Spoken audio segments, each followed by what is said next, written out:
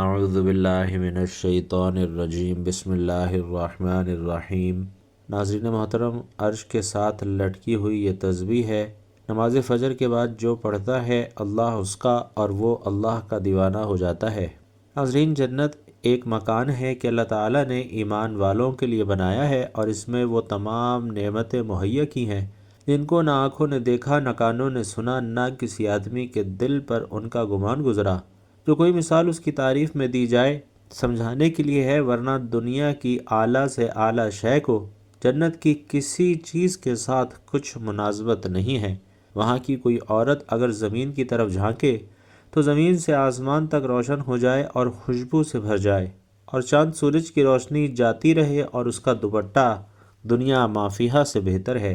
اور ایک روایت میں یوں ہے کہ اگر حور اپنی ہتھیلی زمین و آسمان کے درمیان نکال لے تو اس کے حسن کی وجہ سے خلائق فتنے میں پڑ جائیں، اور اگر اپنا دوپٹہ ظاہر کرے تو اس کی خوبصورتی کے آگے آفتاب ایسا ہو جائے جیسے آفتاب کے سامنے چراغ، اور اگر جنت کی کوئی ناخن بھر چیز دنیا میں ظاہر ہو تو تمام آسمان و زمین اس سے آراستہ ہو جائیں، اور اگر جنتی کا کنگن ظاہر ہو تو آفتاب کی روشنی مٹا دے جیسے آفتاب ستاروں کی روشنی مٹا دیتا ہے۔ ناظرین، جنت کتنی وسیع ہے اس کو اللہ اور رسول اللہ صلی اللہ علیہ وسلم ہی جانے۔ اجمالی بیان یہ ہے کہ اس میں 100 درجے ہیں، اور ہر 2 درجوں میں وہ مسافت ہے جو زمین اور آسمان کے درمیان ہے۔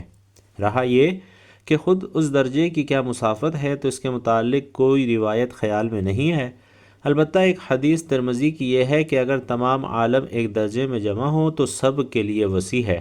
ناظرین، جنت میں ایک درخت ہے جس کے سائے میں 100 برس تک تیز گھوڑے پر سوار چلتا رہے اور وہ ختم نہ ہو۔ جنت کے دروازے اتنے وسیع ہیں کہ ایک بازو سے دوسرے تک تیز گھوڑے کی 70 برس کی راہ ہوگی، پھر بھی جانے والوں کی وہ کثرت ہوگی کہ مونڈھے سے مونڈھا چھلتا ہوگا، بلکہ بھیڑ کی وجہ سے دروازہ چرچرانے لگے گا۔ اس میں قسم قسم کے جواہر کے محل ہیں، ایسے صاف شفاف کہ اندر کا حصہ باہر سے اور باہر کا اندر سے دکھائی دے۔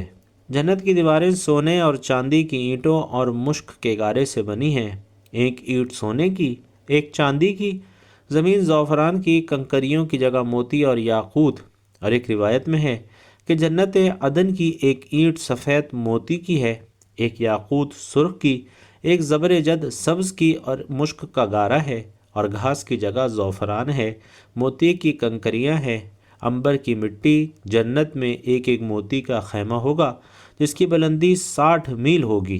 جنت میں 4 دریا ہیں، ایک پانی کا، دوسرا دودھ کا، تیسرا شہد کا، چوتھا شراب کا۔ پھر ان سے نہریں نکل کر ہر ایک کے مکان میں جاری ہیں۔ وہاں کی نہریں زمین کھود کر نہیں بہتی بلکہ زمین کے اوپر اوپر رواں ہیں۔ نہروں کا ایک کنارہ موتی کا، دوسرا یاقوت کا، اور نہروں کی زمین خالص مشک کی۔ وہاں کی شراب دنیا کی سی نہیں کہ جس میں بدبو اور کرواہٹ اور نشہ ہوتا ہے اور پینے والے بے عقل ہو جاتے ہیں، آپے سے باہر ہو کر بیہودہ بکتے ہیں۔ وہ پاک شراب ان سب باتوں سے پاک اور منزہ ہے۔ جنتیوں کو جنت میں ہر قسم کے لذیذ سے لذیذ کھانے ملیں گے، جو چاہیں گے فوراً ان کے سامنے موجود ہوگا۔ اگر کسی پرندے کو دیکھ کر اس کے گوشت کو کھانے کی جی چاہا تو اسی وقت بھنا ہوا ان کے پاس آ جائے گا۔ اگر پانی وغیرہ کی خواہش ہو تو کوزے خود ہاتھوں میں آ جائیں گے۔ ان میں ٹھیک اندازے کے موافق پانی، دودھ، شراب یا شہد ہوگا کہ ان کی خواہش سے ایک قطرہ کم نہ زیادہ۔ بات پینے کے خود بخود جہاں سے آئے تھے چلے جائیں گے۔ وہاں نجاست، گندگی، پاخانہ، پیشاب، تھوک، رینٹ، کان کا میل، بدن کا میل اصلاً نہ ہوں گے۔ ایک خوشبودار فرحت بخش ڈکار آئے گا، خوشبودار فرحت بخش پسینہ نکلے گا اور سب کھانا ہضم ہو جائے گا، اور ڈکار اور پسینے سے مشک کی خوشبو نکلے گی۔ ہر شخص کو 100 آدمیوں کے کھانے پینے اور جمع کرنے کی طاقت دی جائے گی۔ ہر وقت زبان سے تسبیح اور تکبیر بقصد اور بلا قصد مثل سانس کے جاری ہوں گے۔ کم سے کم ہر شخص کے سرہانے 10,000 خادم کھڑے ہوں گے۔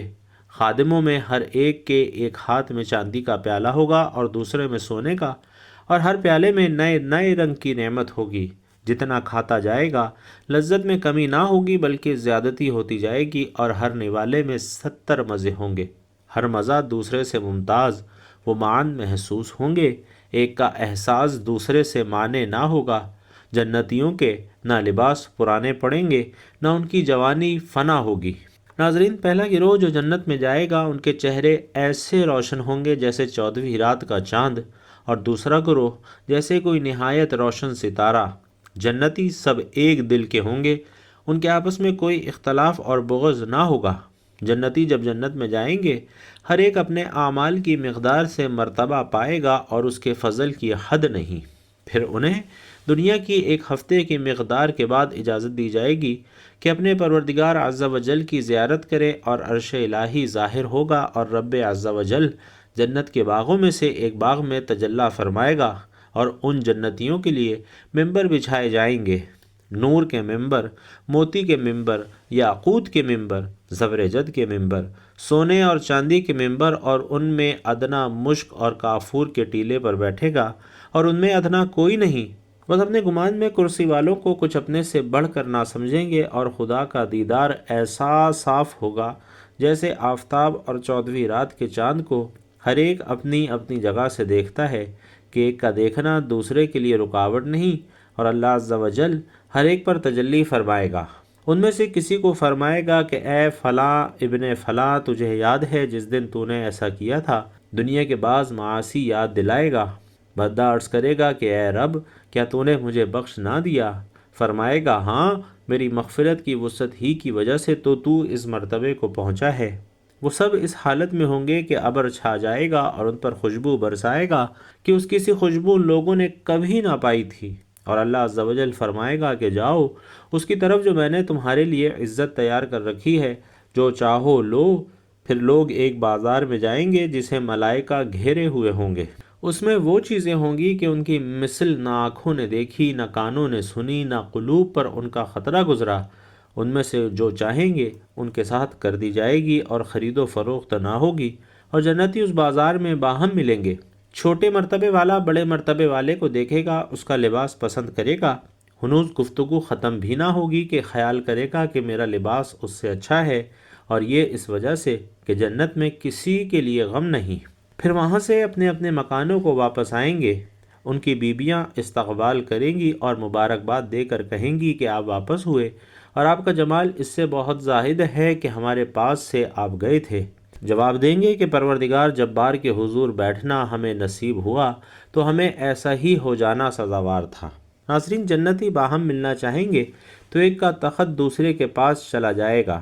ایک روایت میں ہے کہ ان کے پاس نہایت اعلیٰ درجے کی سواریاں اور گھوڑے لائے جائیں گے، اور ان پر سوار ہو کر جہاں چاہیں گے وہ جائیں گے۔ سب سے کم درجے کا جو جنتی ہے، اس کے باغات اور بیویاں اور نعیم و خدام اور تخت 1000 برس کی مسافت تک ہوں گے، اور ان میں عز و جل کے نزدیک سب سے معزز وہ ہے جو اللہ تعالیٰ کے وجہ کریم کے دیدار سے ہر صبح شام مشرف ہوگا۔ جب جنتی جنت میں جا لیں گے تو اللہ عز و جل ان سے فرمائے گا کہ کچھ اور چاہتے ہو جو تم کو دوں؟ وہ عرض کریں گے کہ تو نے ہمارے منہ روشن کیے، جنت میں داخل کیا، جہنم سے نجات دی۔ اس وقت پردہ مخلوق پر تھا اٹھ جائے گا تو دیدار الہی سے بڑھ کر انہیں کوئی چیز نہ ملی ہوگی۔ لوگ کہتے ہیں کہ ہمارا رب ہمارے دلوں میں رہتا ہے، اور کچھ لوگوں کا یہ بھی کہنا ہے کہ دل خدا کا گھر ہوتا ہے۔ یہ بات بھی بہت سنی ہے کہ جس دل میں ایمان ہو اس میں ہمارا رب بھی ہوگا، مگر جو دل ایمان کی روشنی سے محروم ہو، سوچئے اس میں خالق کیسے آ سکتا ہے۔ مجموعی طور پر جب ہم یہ کہتے ہیں کہ اللہ تعالیٰ ہمارے دلوں میں رہتا ہے تو اس کا مطلب یہ ہے کہ وہ ہماری نیت، ہمارے ارادوں اور ہماری خواہشات کو دیکھتا ہے۔ جن لوگوں کی نیتیں اور ارادے اچھے ہوں، ان کے دلوں میں نیک تمنائیں ہوں، ان دلوں کو اللہ رب العزت پسند فرماتا ہے، اور بندے کے اتنے قریب ہونے کو ہی اس بات سے تعبیر کیا گیا ہے کہ اس کے دل میں رب کا ڈیرا یا خالق کا بسیرا ہوتا ہے۔ مگر ناظرین، یہاں ایک اور سوال بھی اہل ایمان کو پریشان کرتا ہے، اور وہ یہ کہ ایک بات تو ثابت ہو گئی کہ اچھے انسان کے دل میں اللہ تعالیٰ ہوتا ہے۔ اگر یہ سچ ہے تو پھر جس دل میں ہمارا رب رہتا ہے، اس دل کو تو نہایت صاف ستھرا اور پاکیزہ ہونا چاہیے۔ لیکن یہ کتنی عجیب اور حیرت انگیز بات ہے کہ اتنی بڑی اور عظیم الشان ہستی کسی بھی عام انسان کے دل میں آ جائے، اور گوشت کے اس ننھے منھے سے دڑکتے لوتھڑے میں نہایت آرام اور آسانی کے ساتھ سما جائے۔ یہ سچ ہے کہ وہ بڑی قدرت والا ہے، ہر چیز پر قادر ہے، جو چاہے کر سکتا ہے، اس کی عظیم ہستی سے سب کچھ ممکن ہے۔ مگر یہاں ایک سوال ذہنوں میں یہ ابھرتا ہے کہ کیا ہم اپنے اس عظیم اور بے مثال مہمان کا شایان شان استقبال کرنے کے قابل بھی ہیں یا نہیں؟ کیا ہم اپنے دل میں آنے والے اس مہمان کے احترام میں اپنے دل کو پاک صاف بھی کرتے ہیں یا نہیں؟ ایسا بظاہر تو نظر نہیں آتا، کیونکہ ہم جیسے گناہگار جو لمحہ لمحہ اپنے رب کی نافرمانی کرتے ہیں، اس کی حکم عدولی کرتے ہیں، اس کی ہدایات اور تعلیمات کو یکسر نثر انداز کر دیتے ہیں، کیا ہم اس قابل ہیں کہ وہ ہم سے راضی ہو اور ہمارے دل میں مہمان بن کر آئے؟ ناظرین، سوچیں تو ایسا ممکن نہیں ہے، اور ایسا اس لیے کہ پہلے آنے والی مقدس ہستی کی حیثیت اور شان کے مطابق مہمان خانے یعنی دل کی مکمل تطہیر ہونی چاہیے۔ لیکن جس دل میں گناہ سے پیار اور دنیا سے رغبت ہو، وہ دل اللہ کا مسکن کیسے بن سکتا ہے؟ کیا ہمارے دل اس قابل ہیں کہ ان میں وہ ذات پاک مہمان بن سکے؟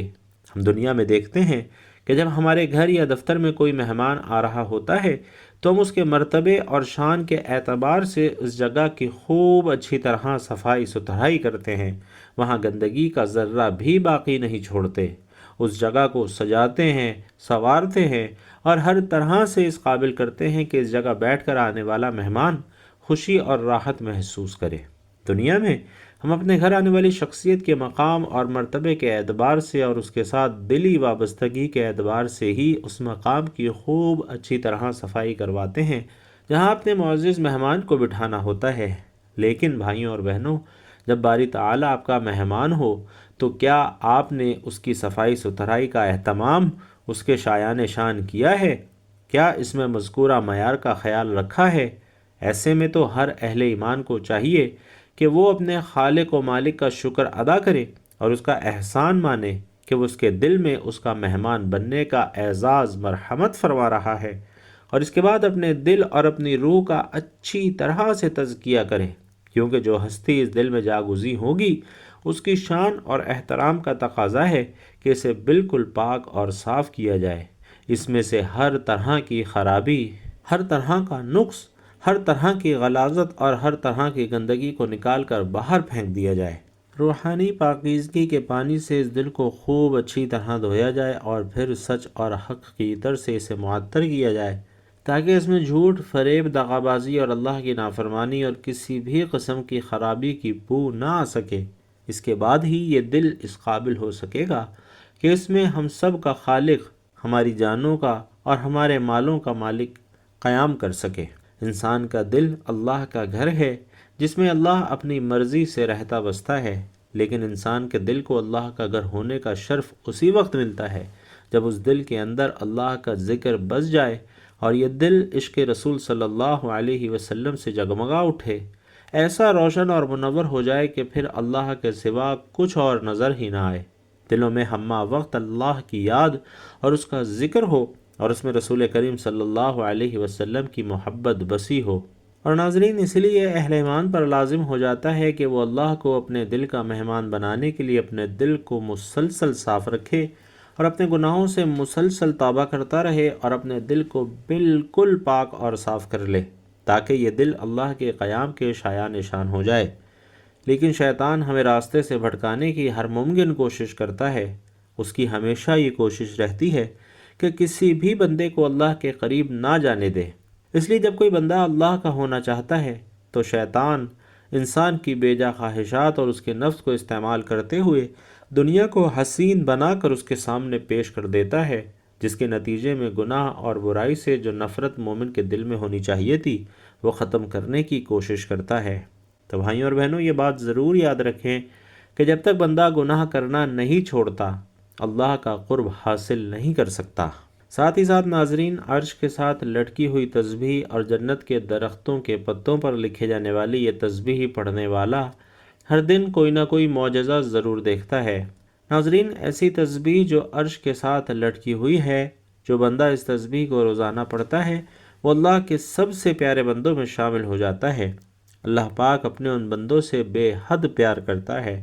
اللہ پاک اپنے ان بندوں پر اپنی رحمتوں کو نچھاور کرتا ہے اور دنیا کی ہر چیز ان سے پیار کرنے لگتی ہے۔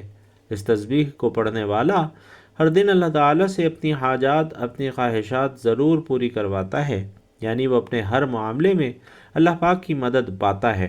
یہ تسبیح جو جنت کے درختوں کے پتوں پر جنتی حوروں کے پروں پر لکھی ہے، وہ تسبیح ہے لا الہ الا اللہ محمد الرسول اللہ، اور جو شخص لا الہ الا اللہ محمد الرسول اللہ کا ورد کرے گا تو وہ اللہ تعالیٰ کا سب سے پیارا بندہ ہوگا۔ تو ناظرین، یہ تسبیح کسی بھی وقت چلتے پھرتے پڑھ لیں۔ اگر آپ نے اللہ کو خوش کرنا ہے، اللہ کو راضی کرنا ہے، اللہ سے اپنی ہر بات منوانی ہے، تو اس تسبیح کو اپنی زندگی کا حصہ بنا لیں، کیونکہ اللہ تعالیٰ اپنے ان بندوں سے بہت زیادہ محبت کرتا ہے جو اللہ تعالیٰ کے نبی سے محبت کرتے ہیں۔ تو بھائیوں اور بہنوں، اگر آپ بھی اللہ کے رسول سے پیار کرتے ہیں تو آپ بھی یہ تسبیح لا الہ الا اللہ محمد الرسول اللہ لازمی پڑھیں۔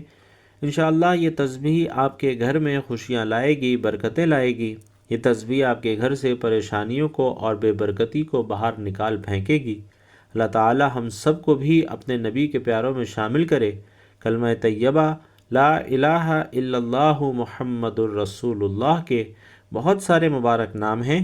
کلمہ توحید بھی ہے، کلمہ اخلاص بھی ہے، کلمہ احسان بھی کہا جاتا ہے، اور اسے کلمۃ التقوی بھی کہتے ہیں۔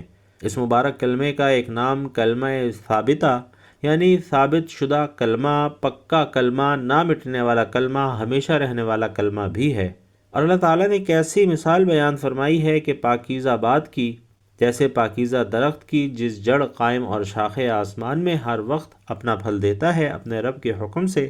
حضرت ابن عباس رضی اللہ تعالیٰ عنہ فرماتے ہیں کہ اس آیت مبارکہ میں پاکیزہ بات سے مراد لا الہ الا اللہ محمد الرسول اللہ ہے، یعنی کلمہ طیبہ وہ پاکیزہ درخت ہے کہ جس کی جڑیں مسلمان کے دل میں ہیں، اس کی شاخیں یعنی مسلمان کی نیکیاں آسمان تک پہنچتی ہیں۔ دوسرے درخت تو ایسے ہیں جو سال میں ایک مرتبہ یا 2 مرتبہ پھل دیتے ہیں، مگر کلمہ طیبہ وہ پاکیزہ کلمہ ہے جو اپنے پڑھنے والے کو ہر لمحے تازہ پھل دیتا ہے۔ کلمہ طیبہ کی برکت سے ہر لمحے مسلمان کو تازگی ملتی ہے، ہر لمحے اس کا ایمان برقرار رہتا ہے، اس کی برکت سے ہر لمحے آدمی اللہ پاک کی رحمتوں کا مستحق بنتا رہتا ہے۔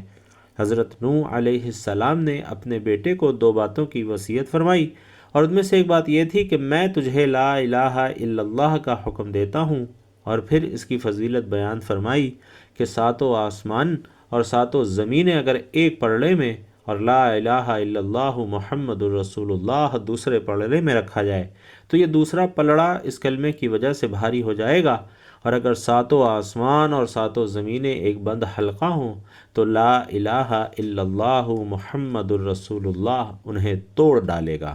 بھائیوں اور بہنوں، مومن وہ لوگ ہیں جو اللہ اور اس کے رسول صلی اللہ علیہ وسلم پر ایمان لائے اور پھر شک نہیں کیا اور اپنے اموال اور اپنی جانوں سے اللہ کی راہ میں جہاد کیا، یہی سچے لوگ ہیں۔ اس طرح ایک حدیث شریف میں آتا ہے کہ نبی کریم صلی اللہ علیہ وسلم نے فرمایا کہ جس نے یہ گواہی دی کہ اللہ کے سوا کوئی معبود نہیں اور میں یعنی محمد اللہ کا رسول ہوں، اور پھر اس گواہی میں شک نہیں کیا، تو وہ شخص جنت میں داخل ہوگا۔ تو بھائیوں اور بہنوں، اس تسبیح کو اپنے روزمرہ کی زندگی کا معمول بنا لیجئے۔ انشاءاللہ آپ منہ سے جو بات نکالیں گے، جو دعا نکالیں گے، اللہ تبارک و تعالی ضرور قبول فرمائے گا۔ اللہ رب العزت سے دعا ہے کہ ہم سب کو نیکی کی بات سننے، سمجھنے اور اس پر عمل کرنے کی طاقت اور توفیق مرحمت فرمائے۔ میرا سنانا اور آپ کا سننا اپنی بارگاہ میں قبول و منظور فرمائے، آمین یا رب العالمین۔ آخر میں آپ سے گزارش ہے کہ ویڈیو اچھی لگی ہو، بیان پسند آیا ہو تو کمنٹ باکس میں ایک مرتبہ صدق دل سے سبحان اللہ ضرور لکھتے جائیے گا۔ اللہ تبارک و تعالی آپ سب کا حامی و ناصر ہو، آمین یا رب العالمین۔